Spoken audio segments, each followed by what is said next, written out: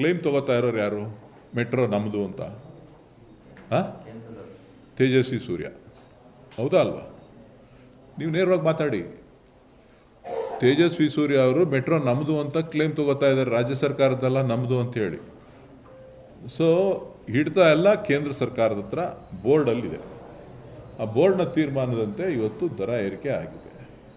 ದರ ಏರಿಕೆ ಆಗಬಾರ್ದು, ಸಾರ್ವಜನಿಕರಿಗೆ ತೊಂದರೆ ಆಗುತ್ತೆ ಅನ್ನೋದು ನಮ್ಮ ಕಂಟೆನ್ಷನ್ನು ಕೂಡ.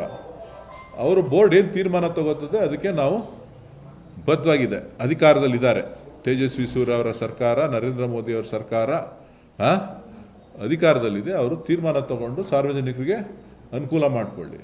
ಖಾಲಿ ಟ್ರಂಕ್ ಯಾಕೆ ಇಟ್ಕೊಂಡಿದ್ದಾರೆ ಅಂತ, ಕರ್ನಾಟಕದ ಹಣನ 4.5 ಲಕ್ಷ ಕೋಟಿ 5 ಲಕ್ಷ ಕೋಟಿ ಲೂಟಿ ಮಾಡ್ಕೊಂಡು ಹೋಯ್ತಾ ಇದ್ದೀವಿ ಅಂತೇಳಿ ತೋರಿಸಿ ಇಟ್ಕೊಂಡಿದ್ದಾರೆ.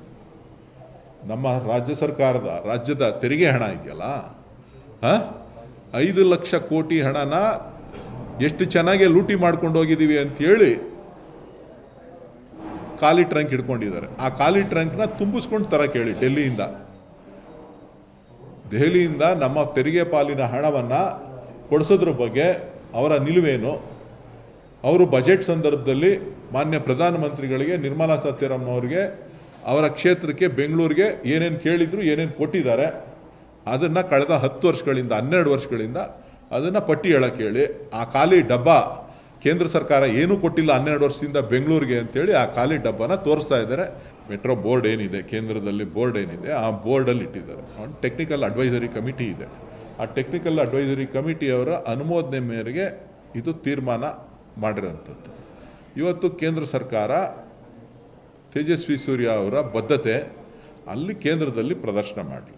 ಬೆಂಗಳೂರಿನಲ್ಲಿ ಪ್ರದರ್ಶನ ಮಾಡೋದು ಖಾಲಿ ಡಬ್ಬ ಅಲ್ಲ. ಖಾಲಿ ಡಬ್ಬನ ನಮ್ಮ ಕಳೆದ 12 ವರ್ಷಗಳಿಂದ ನರೇಂದ್ರ ಮೋದಿಯವರ ಸರ್ಕಾರ ಬೆಂಗಳೂರಿಗೆ ಏನೇನು ಕೊಟ್ಟಿದ್ದಾರೆ ಅಂತ ಆ ಡಬ್ಬದಲ್ಲಿ ತುಂಬಿ ಹೇಳಿ, ಎಷ್ಟು ಹಣ ಕೊಟ್ಟಿದ್ದೀವಿ ಅಂತ ಹೇಳಿ.